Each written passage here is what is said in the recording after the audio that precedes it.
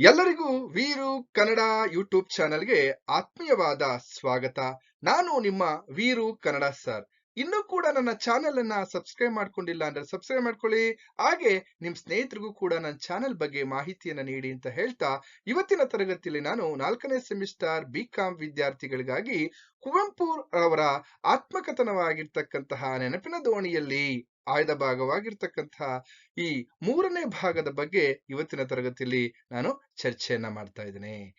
ನೋಡಿ, ಮೋಸಸ್ ಮೇಸ್ಟ್ರು ಎಷ್ಟು ಇಲ್ಲಿ ಕುವೆಂಪುರವರಿಗೆ ಸ್ಫೂರ್ತಿಯಾಗಿದ್ರು ಅಂತಕ್ಕಂಥದ್ರ ಬಗ್ಗೆ ನಾವು ಚರ್ಚೆಯನ್ನ ಮಾಡ್ದೋ. ಅದೇ ರೀತಿ ಈ ಮೋಸಸ್ ಮೇಸ್ಟ್ರು ಇಲ್ಲಿ ತೀರ್ಥಹಳ್ಳಿಗೆ ಪ್ರತಿ ಭಾನುವಾರ ಪ್ರಾರ್ಥನೆಯನ್ನ ಮಾಡೋದಕ್ಕೆ ಬರ್ತಾ ಇದ್ರು.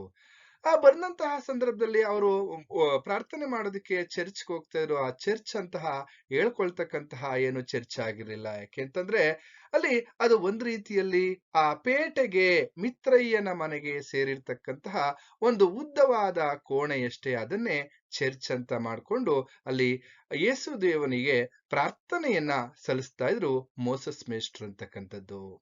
ಹಾಗೇನೆ ಇಲ್ಲಿ ಇನ್ನೊಂದು ಪ್ರಶ್ನೆಯನ್ನ ನಿಮಗೆ ಕೇಳ್ತಾರೆ. ಕುವೆಂಪುರವರು ಬಿಸ್ಕತ್ ಕದ್ದ ಆಪಾದನೆಯನ್ನ ತನ್ನ ಮೇಲೆ ಹಾಕಿಕೊಂಡ ಸಂದರ್ಭ ಅಂತಕ್ಕಂಥದ್ದನ್ನ ಕೇಳ್ಬೋದು. ಹಾಗೇನೆ ಕುವೆಂಪುರವರ ನೆಂಟರ ಮಕ್ಕಳು ಬಿಸ್ಕತ್ ಅನ್ನ ಕದ್ದ ಸಂದರ್ಭ ಅಂತಕ್ಕಂತಹ ಪ್ರಶ್ನೆಯನ್ನ ಕೇಳ್ಬೋದು. ಹಾಗೇನೆ ಕುವೆಂಪುರವರ ಮನೆಯಲ್ಲಿ ಓದಲಿಕ್ಕಿದ್ದ ಮಕ್ಕಳು ಇಲ್ಲಿ ಬಿಸ್ಕತ್ ಅನ್ನ ಕದ್ದಂತಹ ಸಂದರ್ಭ ಅನ್ನುವಂತಹ ಪ್ರಶ್ನೆಗಳನ್ನ ಕೇಳ್ತಾರೆ. ಯಾರು ಬಿಸ್ಕತ್ ಅನ್ನ ತಂದಿದ್ರು, ಏನಕ್ಕೆ ಕದ್ರು ಆ ಮಕ್ಕಳು ಅನ್ನೋದ್ರ ಬಗ್ಗೆ ಎಲ್ಲ ಇವತ್ತಿನ ತರಗತಿಯಲ್ಲಿ ನಾವು ಚರ್ಚೆಯನ್ನ ಮಾಡೋಣ ಅಂತ ಹೇಳ್ತಾ, ನೋಡಿ, ಇಲ್ಲಿ ಮೋಸಸ್ ಮಾಸ್ಟ್ರು ತೀರ್ಥಹಳ್ಳಿಗೆ ಬಂದಿರ್ತಕ್ಕಂಥದ್ದು.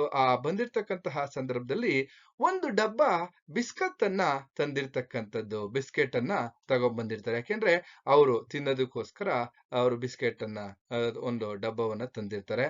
ಆ ಸಂದರ್ಭದಲ್ಲಿ ಕುವೆಂಪುರವರ ಮನೆಯಲ್ಲಿ ಅವರ ನೆಂಟರ ಮಕ್ಕಳು ಓದಲಿಕ್ಕೆ ಬಂದಿರ್ತಾರೆ. ಅಂದ್ರೆ ಅವರು ಕೂಡ ಕುವೆಂಪುರವರ ಜೊತೆ ಇಲ್ಲಿ ಕುವೆಂಪುರವರ ಮನೆಯಲ್ಲಿ ಓದ್ತಾ ಇರ್ತಕ್ಕಂಥದ್ದು. ಯಾಕೆಂದ್ರೆ ಅವರು ಕುವೆಂಪುರವರ ನೆಂಟರ ಮಕ್ಕಳೇನಪ್ಪಾ ಅಂದ್ರೆ ಕುವೆಂಪುರವ್ರಿಗಿಂತ ಸ್ವಲ್ಪ ದೊಡ್ಡವರು ಅಂತಕ್ಕಂಥದ್ದು. ಅವ್ರೇನ್ ಮಾಡ್ತಾರೆ, ಮೋಸಸ್ ಮಾಸ್ಟ್ರು ತಂದಿರ್ತಕ್ಕಂತಹ ಬಿಸ್ಕೆಟ್ ಡಬ್ಬವನ್ನ ಕದ್ಬಿಡ್ತಾರೆ. ಕದ್ದು ಕುವೆಂಪುರವರು ಇನ್ನು ಚಿಕ್ಕವರಾಗಿರ್ತಕ್ಕಂಥ ಸಂದರ್ಭದಲ್ಲಿ ಕುವೆಂಪುರವರು ಏನ್ ಮಾಡ್ತಾ ಇದಾರೆ, ಇಲ್ಲಿ ಒಂದ್ ಕಡೆ ವಿಚಾರಣೆ ನಡೆಯುತ್ತೆ. ಕುವೆಂಪುರವ್ರನ್ನ ಕರೀತಾರೆ. ಇಲ್ಲೇನಾಗ್ತಾ ಇದೆ, ಇಲ್ಲಿ ಅವರು ತಿಂದಂತಹ ಸಂದರ್ಭದಲ್ಲಿ ನನಗೂ ಕೂಡ ಬಿಸ್ಕೆಟ್ ಅನ್ನ ಕೊಟ್ಟಿರಬಹುದು ಅಂತ ಒಂದು ಊಹೆಯನ್ನ ಮಾಡ್ಕೊಂಡು ಇವ್ರೇನ್ ಮಾಡ್ತಾರೆ, ಎಲ್ಲ ಒಂದ್ ಕಡೆ ಅವರ ಚಿಕ್ಕಯ್ಯ, ಕುವೆಂಪುರವರ ಚಿಕ್ಕಯ್ಯ, ಅವರು ಮೈಸೂರಿನಲ್ಲಿ ಓದನ್ನ ಪೂರೈಸಿಕೊಂಡು ಬಂದಿರತಕ್ಕಂತಹ ವ್ಯಕ್ತಿ. ಅವ್ರೇನ್ ಮಾಡಿದ್ರು, ಕುವೆಂಪುರವರನ್ನ ಅಪ್ರೂವರ್ ಆಗಿ ಇಲ್ಲಿ ತನಿಖೆಯನ್ನ ಮಾಡ್ತಾ ಇದ್ದಾರೆ.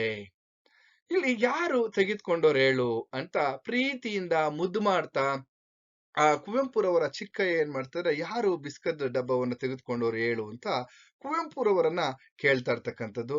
ಕುವೆಂಪುರವ್ರು ಏನ್ ಮಾಡ್ತಾ ಇದಾರೆ, ಯಾಕೆ ಬೇರೆಯವ್ರ ಮೇಲೆ ಹೇಳುದು, ಬೇರೆಯವ್ರ ಅವರು ತಿಂದಂತಹ ಸಂದರ್ಭದಲ್ಲಿ ನನಗೂ ಕೂಡ ಬಿಸ್ಕತ್ ಅನ್ನ ಕೊಟ್ಟಿರ್ಬೋದು. ಆದ್ದರಿಂದ ಇವ್ರೇನ್ ಮಾಡಿದ್ರಪ್ಪ ಅಂದ್ರೆ, ಬೇರೆಯವ್ರ ಮೇಲೆ ಹೇಳಿದ್ರೆ ಈಗ ಅವ್ರೇನ್ ಮಾಡ್ತಾರೆ, ಈಗ ನನಗೆ ಅವ್ರಿಗೆ ಹೊಡಿತಾರೆ. ಯಾಕೆಂದ್ರೆ ಬಾಸುಂಡೆ ಬರೋ ರೀತಿಯಲ್ಲಿದ್ರೆ ಬರೆ ಬರೋ ರೀತಿಯಲ್ಲಿ ಹೊಡಿತಾರೆ. ಅದಕ್ಕೆ ಈಗ ನಾನೇ ಕದ್ದೆ ಅಂತ ಇಲ್ಲಿ ಅಪ್ರೂವರ್ ಆಗ್ತಕ್ಕಂಥದ್ದು. ಕುವೆಂಪುರವರು ಅವರ ಚಿಕ್ಕಯ್ಯನಿಗೆ ಏನ್ ಹೇಳ್ತಾರೆ ಅಂದ್ರೆ, ನಾನೇ ಕದ್ದೆ, ಅವ್ರು ಎಷ್ಟೇ ಕೇಳಿದ್ರು ನಾನೇ ಕದ್ದೆ ಅಂತಕ್ಕಂಥದ್ದು. ಹಾಗೇನೆ ಮುಂದೆ ಹೀಗೆ ಚಿಕ್ಕಯ್ಯನವ್ರಿಗೆ ಒಂದ್ ಕಡೆ ನಿರಾಸೆಗೊಳಿಸಬಾರ್ದು ಅಂತ ಹೇಳಿ ನಾನೇ ಕದ್ದೆ ಅಂತ ಒಪ್ಕೊಂಡಂತಹ ಸಂದರ್ಭದಲ್ಲಿ ಚಿಕ್ಕಯ್ಯ ಏನ್ ಮಾಡ್ತಾರಪ್ಪ ಅಂದ್ರೆ, ಕುವೆಂಪುರವರಿಗಿಂತ ಬುದ್ಧಿವಂತರು. ಅಂದ್ರೆ ಕುವೆಂಪುರವರನ್ನ ಮತ್ತೆ ಯಾವ ರೀತಿ ತನ್ನ ಬುದ್ಧಿವಂತಿಕೆಯಿಂದ ಇಲ್ಲಿ ಪ್ರಶ್ನೆಯನ್ನ ಮಾಡ್ತಾರೆ ಅಂದ್ರೆ, ಹೌದಾ, ಹಾಗಾದ್ರೆ ಆ ಬಿಸ್ಕೆಟ್ ಡಬ್ಬ ಎಲ್ಲಿತ್ತು, ಅಥವಾ ಬಿಸ್ಕತ್ ಡಬ್ಬ ಎಲ್ಲಿತ್ತು ಹೇಳು ಅಂತಕ್ಕಂಥದ್ದು, ಅಥವಾ ಹೇಗೆ ತೆಗೆದೆ ಅಂತಕ್ಕಂಥದ್ದು, ಅದು ಕಾಗದದ ಡಬ್ಬವೋ ಅಥವಾ ಟಿನ್ನಿನ ಡಬ್ಬವೋ ಹೇಳು ಅಂತ ಈ ರೀತಿಯಾದಂತಹ ಪ್ರಶ್ನೆಯನ್ನ ಕೇಳೋದಕ್ಕೆ ಪ್ರಾರಂಭ ಮಾಡ್ತಾರೆ. ಅದಕ್ಕಿಂತ ಇನ್ನೂ ಮುಂದುವರೆದು ಕುವೆಂಪುರವರ ಚಿಕ್ಕಯ್ಯ ಏನ್ ಮಾಡ್ತಾರೆ ಅಂದ್ರೆ, ನೀನು ಒಬ್ನೇ ತಿಂದಿಯೋ ಅಥವಾ ನೀನು ಯಾರ್ಯಾರಿಗೆ ಕೊಟ್ಟೆ ಅನ್ನೋದನ್ನ ಹೇಳು ಅಂದಾಗ, ಈ ಕುವೆಂಪುರವರು ಕೊಡ್ತಾ ಇರತಕ್ಕಂತಹ ಉತ್ತರವನ್ನ ನೋಡಿ ಇದು ಬರೀ ಸುಳ್ಳಿನ ಕಂತೆ ಅಂತ ಹೇಳಿ ಅವರಿಗೆ ಇಲ್ಲಿ ಬೇಗ ಅರಿವಾಗೋಗುತ್ತೆ. ಸರಿ, ಅಂತೂ ಇಂತೂ ಅವರು ನಿರೀಕ್ಷಿಸಿದ್ದಂತೆ ಇಲ್ಲಿ ನಿರಾಸೆ ನನ್ನನ್ನ ಒಂದ್ ಕಡೆ ಗೋಳಿಡುತ್ತಿತ್ತು. ಅಂತೂ ನನಗಂತೂ ಆ ಕೇಸು ಯಾವ ರೀತಿ ಇತ್ಯರ್ಥ ಆಯ್ತು ಅನ್ನೋದೇ ಒಂದ್ ರೀತಿಯಲ್ಲಿ ಗೊತ್ತಾಗ್ಲಿಲ್ಲ ಅಂತಕ್ಕಂಥ ವಿಚಾರವನ್ನ ಹೇಳ್ತಾ, ಕೊನೆಗೆ ಇವರು ಮಾಧ್ಯಮಿಕ ಶಾಲೆಗೆ ಸೇರೋದಕ್ಕೆ ಇಲ್ಲಿ ತೀರ್ಥಹಳ್ಳಿಗೆ ಬರ್ತಾ ಇರ್ತಕ್ಕಂಥದ್ದು. ಮಾಧ್ಯಮಿಕ ಶಾಲೆಗೆ ಸೇರೋದಕ್ಕೆ ಏನ್ ಮಾಡ್ತಾ ಇದ್ರಪ್ಪ ಅಂದ್ರೆ ತೀರ್ಥಹಳ್ಳಿಗೆ ಬರ್ತಾ ಇದ್ದಾರೆ. ಯಾಕಂದ್ರೆ ಪ್ರಾಥಮಿಕ ಶಾಲೆಯನ್ನ ಇಲ್ಲಿ ನಾವು ತೀರ್ಥಹಳ್ಳಿಯ ಜೀವನ ಅಷ್ಟಾಗಿ ಅವರಿಗೆ ನೆನಪಿಲ್ಲದೆ ಹೋದ್ರು ಕೂಡ ಈಗ ಮಾಧ್ಯಮಿಕ ಶಾಲೆ ಅಲ್ಲಿ ಅನೇಕ ಚಿತ್ರಗಳನ್ನು ನಾವಿಲ್ಲಿ ಗಮನಿಸ್ತಾ ಹೋಗ್ಬೋದು. ಅಲ್ಲಿ ಎವಿ ಸ್ಕೂಲ್ ಅನ್ನುವಂತಹ ಒಂದು ಸ್ಕೂಲ್ ಇದೆ. ಆ ಸ್ಕೂಲಿಗೆ ಇವರು ಸೇರ್ಕೊಳ್ಳೋದಕ್ಕೆ ಬರ್ತಾ ಇರ್ತಕ್ಕಂತ ಒಂದು ಸಂದರ್ಭ. ಅಲ್ಲಿ ಏನಪ್ಪಾ ಅಂದ್ರೆ ಇಂಗ್ಲಿಷು ಚೆನ್ನಾಗಿ ಬರ್ಬೇಕು ಅನ್ನೋ ರೀತಿಯಲ್ಲಿ ಇವ್ರು ಏನ್ ಮಾಡಿದ್ರಪ್ಪ ಅಂದ್ರೆ ಅಲ್ಲಿ ಒಂದ್ ಕಡೆ ನಾವು ಗಮನಿಸ್ತಾ ಹೋಗ್ಬೋದು. ಇಲ್ಲಿ ವಾಟೆಗಾರರು ಇಲ್ಲಿ ಎಲ್ಲ ಒಂದ್ ಕಡೆ ಈ ವೆಂಕಪ್ಪ ಗೌಡ್ರು ಏನ್ ಮಾಡಿದ್ರಪ್ಪ ಅಂದ್ರೆ ಅವತ್ತಿನ ಕಾಲದಲ್ಲಿನೇ ಲೋವರ್ ಸೆಕೆಂಡರಿಯನ್ನ ಓದ್ ಬಂದಿರ್ತಕ್ಕಂಥದ್ದು ಮೈಸೂರಿನಲ್ಲಿ. ಅವರು ಏನ್ ಮಾಡಿದ್ರಪ್ಪ ಅಂತಂದ್ರೆ ಇಲ್ಲಿ ಎಲ್ಲ ಒಂದ್ ಕಡೆ ಡಾಗೆರಲ್ ಅನ್ನುವಂತಹ ಒಂದು ಇಂಗ್ಲಿಷ್ ಪದ್ಯವನ್ನ ಚೆನ್ನಾಗಿ ಪ್ರಾಕ್ಟೀಸ್ ಮಾಡಿಸ್ತಾರೆ ಕುವೆಂಪುರವ್ರ ಕೈಲಿ. ಈಗ ಉದಾಹರಣೆ ಕನ್ನಡದಲ್ಲಿ 1 2 ಬಾಳಲೆ ಹರಡು ಅನ್ನೋ ರೀತಿಯಲ್ಲಿ ಆ ರೀತಿಯ ಜಾತಿಗೆ ಸೇರಿರ್ತಕ್ಕಂತಹ ಒಂದು ಪದ್ಯ ಇವರು ಚೆನ್ನಾಗೆ ಬಯಾಟ್ ಮಾಡಿಸಿ ಕಂಠಪಾಠವನ್ನ ಮಾಡಿಸಿ ಆ ವಾಟೆಗಾರರು ಇಲ್ಲಿ ಇಲ್ಲ ಒಂದ್ ಕಡೆ ವೆಂಕಟಪ್ಪ ಗೌಡ್ರು ಇವ್ರನ್ನ ಕರ್ಕೊಂಡು ಬರ್ತಾರೆ ಆ ಶಾಲೆಗೆ. ಯಾವ್ದಪ್ಪ ಅಂತಂದ್ರೆ ಎವಿ ಸ್ಕೂಲ್ಗೆ. ಯಾಕೆಂದ್ರೆ ಒಂದ್ ರೀತಿಯಲ್ಲಿ ವಾಟೆಗಾರರು ವೆಂಕಟಪ್ಪ ಗೌಡ್ರು ಎಷ್ಟು ಅವರ ವೇಷಭೂಷಣ ಹೇಗಿತ್ತಪ್ಪ ಅಂತಂದ್ರೆ ಅವತ್ತಿನ ಕಾಲದಲ್ಲಿನೇ ಕುವೆಂಪುರವರಿಗೆ ವಾಟೆಗಾರರು ವೆಂಕಟಪ್ಪ ಗೌಡ್ರನ್ನ ಕಂಡ್ರೆ ತುಂಬಾ ಗೌರವ ಇತ್ತು ಅಂತಕ್ಕಂಥದ್ದು. ಯಾಕೆಂದ್ರೆ ಚೆನ್ನಾಗಿ ಒಗೆದು ಬೆಳ್ಳನೆ ಉದಾಹರಣೆ ಕೇಳ್ಬೋದು ನಿಮ್ಗೆ. ಇಲ್ಲಿ ವಾಟೆಗಾರರು ವೆಂಕಟಪ್ಪ ಗೌಡರ ವೇಷಭೂಷಣ ಹೇಗಿತ್ತು ಅಂತ ಕೇಳೋದಾದ್ರೆ ನೋಡಿ, ಒಂದ್ ಕಡೆ ಚೆನ್ನಾಗಿ ಒಗೆದಂತಹ ಬೆಳ್ಳನೆಯ ಬಟ್ಟೆಯನ್ನ ಹಾಕೊಂಡಿದ್ದಾರೆ.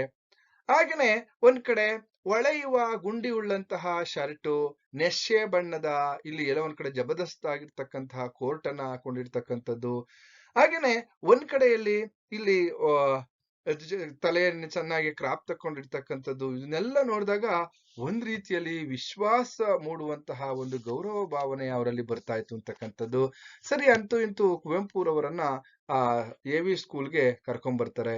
ಅಲ್ಲಿ ನೋಡಿದಂತಹ ಹೆಡ್ ಮಾಸ್ಟರ್ ಕೊಠಡಿಯೊಳಗೆ ಕರೆದೊಯ್ದು ಇವರು ಎಲ್ಲ ಒಂದ್ ಕಡೆ ಆಲ್ರೆಡಿ ಬಯಾಟ್ ಮಾಡಿರ್ತಕ್ಕಂತಹ ಅಥವಾ ಬಾಯ್ಪಾಠ ಮಾಡಿರ್ತಕ್ಕಂತಹ ಪದ್ಯವನ್ನ ಹೇಳ್ತಾರೆ. ಆ ಪದ್ಯವನ್ನ ಹೇಳಿದಂತಹ ಸಂದರ್ಭದಲ್ಲೇನೆ ಆ ಹೆಡ್ ಮಾಸ್ಟರ್ಗೆ ತುಂಬಾ ಖುಷಿ ಆಗೋಗುತ್ತೆ. ಓಹೋ, ಹುಡುಗ ತುಂಬಾ ಬುದ್ಧಿವಂತನಿದ್ದಾನೆ ಅಂತ ಹೇಳಿ ಅವರನ್ನ ಎಲ್ಲ ಒಂದ್ ಕಡೆ ಅಡ್ಮಿಷನ್ ಮಾಡ್ಕೊಳ್ತಕ್ಕಂಥದ್ದು. ಆಗ ಅವರು ತೀರ್ಥಹಳ್ಳಿಯ ಎವಿ ಸ್ಕೂಲ್ನ ವಿದ್ಯಾರ್ಥಿ ಆಗ್ತಾರೆ ಅಂತಕ್ಕಂಥದ್ದು. ಅದಾದ್ಮೇಲೆ ಇವರು ಇಲ್ಲಿ ತೀರ್ಥಹಳ್ಳಿಗೆ ಪೇಟೆ ಆಚೆ ಮತ್ತೆ ದೂರವಾಗಿ ಶಿವಮೊಗ್ಗದ ಕಡೆಗೆ ಹೋಗ್ತಕ್ಕಂತಹ ದಾರಿಯಲ್ಲಿ ಒಂದು ಮನೆಯನ್ನ ಮಾಡ್ತಾರೆ. ಆ ಮನೆ ಏನಪ್ಪಾ ಅಂದ್ರೆ ಗುಡಿಸಲು. ಆ ಗುಡಿಸಲಲ್ಲಿ ಒಂದೇ ಒಂದು ಗವಾಕ್ಷಿ ಇರುತ್ತೆ, ಗಾಳಿ ಬರೋದಕ್ಕೆ ಒಂದೇ ಒಂದು ಕಿಟಕಿ ಇರ್ತದೆ ಅಂತಕ್ಕಂಥದ್ದನ್ನ ಗಮನಿಸ್ತಾ, ಹಾಗೇನೆ ಇನ್ನೊಂದ್ ಕಡೆ ಏನಪ್ಪಾ ಅಂತಂದ್ರೆ ಇಲ್ಲಿ ತೀರ್ಥಹಳ್ಳಿ ಇಲ್ಲಿ ತಮ್ಮ ವಿದ್ಯಾರ್ಥಿ ಜೀವನ ಅಷ್ಟೇನು ಅತಿಯಾಗಿ ಅವರಿಗೆ ಕೆಲವೊಂದು ನೆನಪಿರ್ತಕ್ಕಂಥ ವಿಚಾರಗಳನ್ನ ಇಲ್ಲಿ ಹೇಳ್ತಾ ಇದ್ದಾರೆ. ಇಲ್ಲಿ ನಾವು ಗಮನಿಸ್ಬೇಕಾಗಿರ್ತಕ್ಕಂಥದ್ದು ಏನಪ್ಪಾ ಅಂದ್ರೆ ಇಲ್ಲಿ ಇನ್ನೊಂದು ಪ್ರಶ್ನೆಯನ್ನ ನಿಮ್ಗೆ ಕೇಳ್ತಾರೆ. ಕುವೆಂಪುರವರ ತೀರ್ಥಹಳ್ಳಿಯ ವಿದ್ಯಾರ್ಥಿ ಜೀವನವನ್ನ ಕುರಿತು ಬರೆಯಿರಿ ಅಂತ ನಿಮ್ಗೆ ಪ್ರಶ್ನೆ ಕೇಳಬಹುದು. ಇಲ್ಲಿ ಒಂದ್ ಕಡೆ ಏನಪ್ಪಾ ಅಂತಂದ್ರೆ ಇಲ್ಲಿ ತೀರ್ಥಹಳ್ಳಿ ವಿದ್ಯಾರ್ಥಿ ಜೀವನ ಹೇಗಿತ್ತಪ್ಪ ಅಂದ್ರೆ ಇಲ್ಲಿ ಗುರುಗಳು ಬರ್ತಿದ್ರು. ಗುರುಗಳು ಬಂದ ತಕ್ಷಣ ಗೌರವ ಪೂರ್ವಕವಾಗಿ ಎದ್ದು ನಿಲ್ತಕ್ಕಂಥದ್ದು. ಹಾಗೇನೆ ಉಪಾಧ್ಯಾಯರು ಬರ್ತಾ ಇದ್ರು, ಅಲ್ಲಿ ಪಾಠವನ್ನ ಮಾಡಿ ಹೋಗ್ತಾ ಇದ್ರು. ಆ ಸಂದರ್ಭದಲ್ಲಿ ಇನ್ನೇನ್ ಬೆಲ್ಲ ಅಂತ ಸಂದರ್ಭದಲ್ಲಿ ಸಂಜೆ ಹೊತ್ತು ಇಲ್ಲಿ ಎಲ್ಲಾ ಮಕ್ಕಳಂತೆ ಕುವೆಂಪುರವರು ಕೂಡ ಓ ಎಂದು ಕೂಗುತ್ತಾ ಇಲ್ಲಿ ಮನೆಗೆ ಓಡ್ತಕ್ಕಂಥದ್ದು. ಹಾಗೇನೆ ಅಲ್ಲಿ ಅನೇಕ ಸ್ನೇಹಿತರ ಗುಂಪಿನಲ್ಲಿ ಚೆಂಡಾಟ ಆಗಿರ್ಬೋದು, ಬುಗುರಿ, ಗೋಲಿ, ಚಿನ್ನಿದಾಂಡು ಹೀಗೆ ಅನೇಕ ಆಟಗಳನ್ನ ಆಡ್ತಾ ಇದ್ರು. ಹಾಗೆ ಇನ್ನೊಂದ್ ಕಡೆ ಈ ಇವರು ಒಂದ್ ಕಡೆಯಲ್ಲಿ ಶಿಕಾರಿ ಹೋಗ್ತಾ ಇರ್ತಕ್ಕಂಥದ್ದು, ಅಂದ್ರೆ ಬೇಟೆಯಾಡೋದಕ್ಕೆ ಹೋಗ್ತಾ ಇರ್ತಕ್ಕಂಥದ್ದು. ಇವರು ಒಂದು ಕ್ಯಾಟ್ರಿ ಬಿಲ್ ಅನ್ನ ಮಾಡ್ಕೊಳ್ತಾರೆ. ಆ ಕ್ಯಾಟ್ರಿ ಬಿಲ್ ಅನ್ನ ಮಾಡ್ಕೊಂಡು ಇವರು ಆ ಕುಶವತಿ ಅನ್ನುವಂತಹ ಒಂದು ನದಿ, ರಜೆ ದಿನಗಳಲ್ಲಿ ಆ ಒಂದು ನದಿ ಹತ್ರ ಹೋಗ್ತಕ್ಕಂಥದ್ದು, ಅಲ್ಲಿ ಈಜಲು ನೀರಾಟವಾಡಲು ಹೋಗುವಂತಹದ್ದಾಗಿರ್ಬೋದು. ಹಾಗೇನೆ ಕತ್ತಲಾಗುವವರೆಗೆ ಆ ಒಂದು ನದಿಯ ದಡದಲ್ಲಿ ಇರ್ತಕ್ಕಂಥದ್ದು. ಹೀಗೆ ಅನೇಕ ವಿಶೇಷವಾದಂತಹ ಒಂದ್ ಕಡೆ ದೈನಂದಿನ ಸಾಮಾನ್ಯವಾದಂತಹ ಇಲ್ಲಿ ಆಟಗಳನ್ನ ಅವರು ಆಡ್ತಾ ಇರತಕ್ಕಂಥದ್ದು.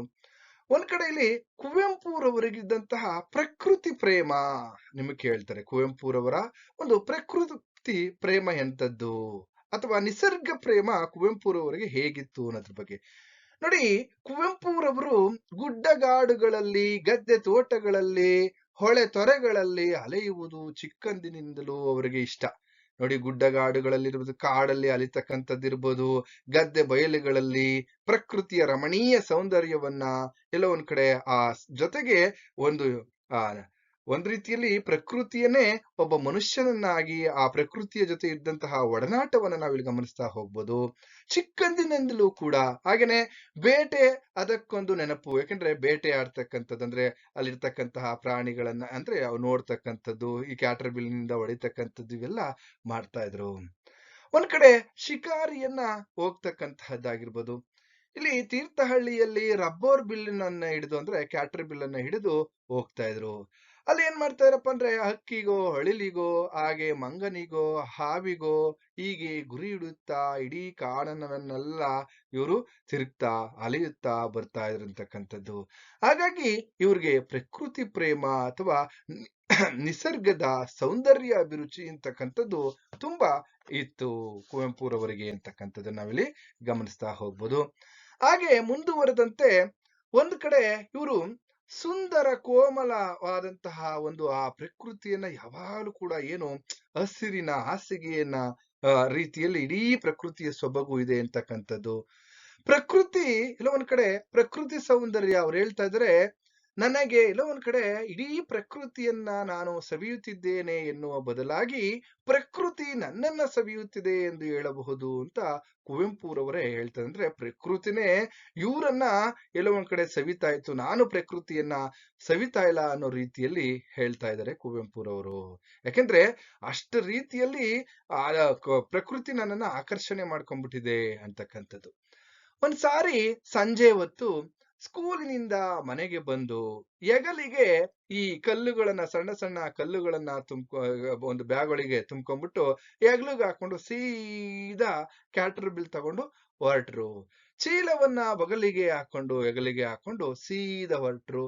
ಹಾಗೇನೆ ಅಲ್ಲೊಂದು ಇಜಾರ ಅಂದ್ರೆ ಪ್ಯಾಂಟ್ ಇತ್ತು, ಆ ಪ್ಯಾಂಟ್ ಅನ್ನ ಹಾಕೊಂಡು ಸೀದಾ ಹೋಗ್ತಾ ಇದಾರೆ. ಆ ಚಾಟರ್ ಬಿಲ್ ಅಥವಾ ಕ್ಯಾಟರ್ ಬಿಲ್ ಅಂತ ನಾವು ಕರಿತೀವಿ. ಅದನ್ನ ಭಾರವಾಗಿರ್ತಕ್ಕಂತಹ ಒಂದು ಶಾಲೆ ಮುಗಿದ ತಕ್ಷಣ ಕಾಡಿನಗೆ ಇವರು ಹೋಗ್ತಾ ಇರ್ತಕ್ಕಂಥದ್ದು. ಆಗ ಸೂರ್ಯ ಇನ್ನೇನು ಪಶ್ಚಿಮ ದಿಕ್ಕಿನ ಕಾಡುಗಳಲ್ಲಿ ಮರೆಯಾಗ್ತಾ ಇದ್ದಾನೆ. ಆ ಸಂದರ್ಭದಲ್ಲಿ ಇವರು ಅಲ್ಲಿ ಕೆಲವೊಂದು ಆ ಕಾಡಿಗೆ ಹೋಗಿ ಬೇಟೆಯನ್ನ ಆಡೋದಕ್ಕೆ, ಶಿಕಾರಿ ಮಾಡೋದಕ್ಕೆ ಹೋಗ್ತಾ ಇರ್ತಕ್ಕಂಥದ್ದು. ಹಾಗೆ ಇನ್ನೊಂದ್ ಕಡೆ ಅಲ್ಲಿ ಅಷ್ಟರಲ್ಲಿ ಆ ಬಾಯಲ್ಲಿದ್ದಂತಹ ಪೆಪ್ಪರ್ಮೆಂಟ್ ಅಂದ್ರೆ ಅವಾಗ ಸಂಜೆ ಶಾಲೆಯಿಂದ ಬಂದು ಬ್ಯಾಗ್ ಅನ್ನ ಇಟ್ಟು ಇವರು ಈ ಒಂದು ಶಿಕಾರಿ ಕಾರ್ಯಕ್ಕೆ ಹೋಗ್ತಾ ಇದ್ರು. ಆಗ ಬಾಯಲ್ಲಿ ಪೆಪ್ಪರ್ಮೆಂಟ್ ಅನ್ನ ಹಾಕೊಂಡು ಹೋಗ್ತಾ ಇರ್ತಾರೆ. ಅದು ಖರ್ಚಾದಂತ ಸಂದರ್ಭದಲ್ಲಿ ಮತ್ತೊಮ್ಮೆ ಜೋಬಿಗೆ ಕೈ ಹಾಕಿ ನೋಡ್ತಾರೆ, ಆದ್ರೆ ಪೆಪ್ಪರ್ಮೆಂಟ್ ಇರೋದಿಲ್ಲ. ಅಲ್ಲಿ ಇದ್ದಕ್ಕಿದ್ದ ಹಾಗೆ ಇನ್ನೊಂದು ಏನಪ್ಪಾ ಅಂದ್ರೆ ಆ ಬಾಳೆಹಣ್ಣು ಸಿಗುತ್ತೆ. ಜೇಬಲ್ಲಿ ಬಾಳೆಹಣ್ಣನ್ನ ತೆಗೆದುಕೊಂಡು ಬಂದಿರ್ತಾರೆ. ಅದನ್ನ ಕೈ ಹಾಕಿ ತೆಗೆದುಕೊಂಡು ಅದನ್ನ ತಿಂದು ಒಂದ್ ಕಡೆ ಹೀಗೆ ಕಾಡಿನಲ್ಲಿ ಸಾಕ್ತಾ ಇರ್ತಕ್ಕಂತಹ ಸಂದರ್ಭದಲ್ಲಿ ಅಷ್ಟೊತ್ತಿಗೆ ಬಾಳೆಹಣ್ಣು ತಿಂದು ಮುಗಿಯುತ್ತೆ. ಬಾಳೆಹಣ್ಣು ಮುಗಿದಂತಹ ಸಂದರ್ಭದಲ್ಲಿ ಕುವೆಂಪುರವರು ಸಿಪ್ಪೆ ಮಾತ್ರ ಕೈಯಲ್ಲಿತ್ತು. ಆ ಕೈ ಯಾಂತ್ರಿಕವಾಗಿ ಎಲ್ಲಿಸಿಲಿ ಹೇಗೆ ಇದ್ ಮಾಡೋದು ಅಂತ ತೋರಿಸ್ತಾ ಇರ್ತಕ್ಕಂಥ ಸಂದರ್ಭದಲ್ಲಿ ಕೊನೆಗೆ ಅಲ್ಲಿ ಮುಳ್ಳಿನ ಪೊದೆಗೆ ಎಸೆತಾರೆ. ಅದು ಅಲ್ಲಿ ನೇತಾಡ್ತಾ ಅಲ್ಲಿ ನೆಲದ ಕೆಳಗೆ ಹಸಿರಿನ ಮೇಲೆ ಬೀಳುತ್ತೆ. ಯಾವುದು? ಆ ಬಾಳೆಹಣ್ಣಿನ ಸಿಪ್ಪೆ. ಆಗ ಎಲ್ಲೋ ಒಂದ್ ಕಡೆ ಕುವೆಂಪುರವರು ವಿಧಿಯ ಬಗ್ಗೆ ಮಾತನಾಡ್ತಕ್ಕಂಥದ್ದನ್ನ ನಾವಿಲ್ಲಿ ಗಮನಿಸ್ತಾ ಹೋಗ್ಬೋದು. ನೋಡಿ, ವಿಧಿ ಅಂದ್ರೆ ಯಾರೋ ಬೆಳೆದಿದ್ದು, ಯಾರ ತೋಟದ ಹಣ್ಣು. ಇಲ್ಲಿ ನೋಡಿದೆಯಾ ದೇವರಿಚ್ಛೆ ಹೇಗಿದೆ ಅಂದ್ರೆ, ಈ ಬಾಳೆಹಣ್ಣಿನ ಸಿಪ್ಪೆ ಇಲ್ಲಿಯೇ ಇಂತಹ ಜಾಗದಲ್ಲೇ ಬೀಳಬೇಕೆಂದು ಅವನ ನಿಯಮ. ಆದ್ದರಿಂದ ಅದು ಅಲ್ಲಿಯೇ ಬೀಳಬೇಕಾಗಿದೆ. ಅದು ಯಾರ ತೋಟದ್ದೋ, ಯಾರು ಯಾರಿಗೆ ಕೊಟ್ಟಿದ್ದೋ, ಅದನ್ನ ನಮ್ಮ ಮನೆಯವರು ತಂದು ಅದನ್ನ ನಾನು ತಿಂದು ಈ ಸಿಪ್ಪೆಯನ್ನ ಇಲ್ಲಿ ಹಾಕ್ತಾ ಇರ್ತಕ್ಕಂಥದ್ದು, ಇದೆಲ್ಲವೂ ಕೂಡ ವಿಧಿ ಇಚ್ಛೆ ಅಂತಕ್ಕಂಥದ್ದು. ಇನ್ನೊಂದ್ ಕಡೆ ನಾನು ವಿಧಿಯ ಗುಲಾಮನಲ್ಲ ಅನ್ನುವಂತಹ ವಿಚಾರವನ್ನು ಹೇಳ್ತಕ್ಕಂಥದ್ದು. ಹೀಗೆ ಒಂದ್ ಕಡೆ ಇಲ್ಲಿ ನಾನು ವಿಧಿಯ ಗುಲಾಮನಲ್ಲ, ವಿಧಿ ಇಚ್ಛೆಗೆ ಭಂಗ ತರಬೇಕಾದಂತಹ ಕೆಲವೊಂದು ವಿಚಾರಗಳನ್ನ ಮಾತನಾಡ್ತಾ, ಹಾಗೆ ಸೂರ್ಯ ಚಂದ್ರ ಪೃಥ್ವಿ ನಕ್ಷತ್ರಾದಿಗಳನ್ನ ಸೃಷ್ಟಿಸಿದ ನಿಯಮ ಬಂಧನದಲ್ಲಿರುವ ಈ ದುಷ್ಟ ವಿಧಿ ಅಂತ ವಿಧಿಯನ್ನ ಒಂದಷ್ಟು ಬೈಕೊಂಡು, ಮುಂದೆ ಅವರು ಹಾಗೇನೆ ತಮ್ಮ ವಿಧಿಯ ಇಚ್ಛೆಗೆ ವಿಧಿ ನನ್ನ ಇಚ್ಛೆಯಲ್ಲ, ಎಲ್ಲೋ ಒಂದ್ ಕಡೆ ಅದು ಎಲ್ಲೋ ಒಂದ್ ಕಡೆ ವಿಧಿಯನ ಗುಲಾಮನಲ್ಲ ನಾನು ಅಂತ ಹೇಳ್ತಕ್ಕಂಥದ್ದು. ಸೋಲಿಗೂ ಅವಮಾನಕ್ಕೂ ಒಂದ್ ಕಡೆ ಅಳು ಬಂದಂತಹ ಹಾಗೆ ಹೀಗೆ ಬಿದ್ದಿರುವಂತಹ ಜಾಗದಿಂದ ಸಿಪ್ಪೆಯನ್ನ ತೆಗೆದು ಬೇರೆಡೆಗೆ ಬಿಸಾಕಬೇಕೆನಿಸಿ, ಆದರೆ ಅದು ಏನು ಪ್ರಯೋಜನ? ಯಾಕೆಂದ್ರೆ ವಿಧಿ ದಾಸನಾಗಿ ಕೆಲಸ ಮಾಡದಂತಾಗುತ್ತದೆ ಅಂತ ಹೇಳಿ, ಥು ಆಳು ವಿಧಿಯೇ, ಇಲ್ಲಿ ಎಲ್ಲ ಒಂದ್ ಕಡೆ ಆ ಆಳು ವಿಧಿಯ ಬಾಯಿಗೆ ಮಣ್ಣಾಕಲಿ ಅಂತ ಹೇಳಿ, ಹೀಗೆ ಏನಾದರೂ ಸಾಯಲಿ ನನಗೇನು ಎಂದು ಶಪಿಸುತ್ತಾ ಮನಸ್ಸಿನಲ್ಲಿ ಅದನ್ನೆಲ್ಲ ತಳ್ಳಿ ಹಾಕಿ, ಮತ್ತೆ ಆ ರಬ್ಬರ್ ಬಿಲ್ಲೆಯ ಕಲ್ಲರಳು ಅಂದ್ರೆ ಕ್ಯಾಟರ್ ಬಿಲ್ಲನ್ನು ತೆಗೆದುಕೊಂಡು ಕಲ್ಲ ಅರಳುಗಳನ್ನ ಸಣ್ಣ ಸಣ್ಣ ಜಲ್ಲಿ ಕಲ್ಲಿನ ಆಕಾರದಲ್ಲಿರ್ತಕ್ಕಂಥ ಕಲ್ಲುಗಳನ್ನ ತೆಗೆದುಕೊಂಡಿರ್ತಾರೆ. ಆಗ ಆ ಕಲ್ಲುಗಳನ್ನ ಬೇಗ ಇಲ್ಲಿ ತೆಗೆದುಕೊಂಡು ಬೇಗ ಬೇಗ ಕತ್ತಲಾಗುವುದರೊಳಗೆ ಮನೆ ಸೇರ್ಕೋಬೇಕು ಅಂತ ಧಾವಿಸಿ, ಇಲ್ಲಿ ಎಲ್ಲೋ ಒಂದ್ ಕಡೆ, ಯಾಕೆಂದ್ರೆ ಮನೆಗೆ ಲೇಟ್ ಆಗಿ ಹೋದ್ರೆ ಎಲ್ಲೋ ಒಂದ್ ಕಡೆ ಅಲ್ಲೂ ಕೂಡ ಹಾಳಾದ ವಿಧಿ, ಮೇಷ್ಟರ ಕೈಯಲ್ಲಿ ಚಡಿ ಹೇಟು ಹಾಕಿಸುವ ಹುನ್ನಾರು ಮಾಡಿದೆಯೋ ಏನೋ ಯಾರು ಬಲ್ಲರು ಅಂತ ಹೇಳಿ ವಿಧಿಯನ್ನ ಶಪಿಸುತ್ತಾ ಬೈಯುತ್ತಾ ನೇರವಾಗಿ ತಮ್ಮ ಮನೆಗೆ ಸೂರ್ಯಾಸ್ತವಾಗುವುದರೊಳಗಡೆ ಅವರು ಮನೆಗೆ ಬರ್ತಕ್ಕಂತಹ ಒಂದು ಸಂದರ್ಭವನ್ನು ಕೂಡ ನಾವಿಲ್ಲಿ ಗಮನಿಸ್ತಾ ಹೋಗ್ಬೋದು. ಇದು ಭಾಗ 3ರ ವಿಚಾರ. ಭಾಗ 4ರ ಬಗ್ಗೆ ಇನ್ನು ಅದರ ಜೊತೆಗೆ ಪ್ರಶ್ನೆ ಮತ್ತೆ ಉತ್ತರಗಳನ್ನು ತಿಳ್ಕೊಳ್ಳೋಣ ಮುಂದಿನ ತರಗತಿಯಲ್ಲಿ ಅಂತ ಹೇಳ್ತಾ ಇಲ್ಲಿಗೆ ಈ ತರಗತಿಯನ್ನು ಮುಗಿಸ್ತಾ ಇದ್ದೀನಿ. ನಿಮ್ಗೆಲ್ರಿಗೂ ಕೂಡ ಶುಭವಾಗ್ಲಿ.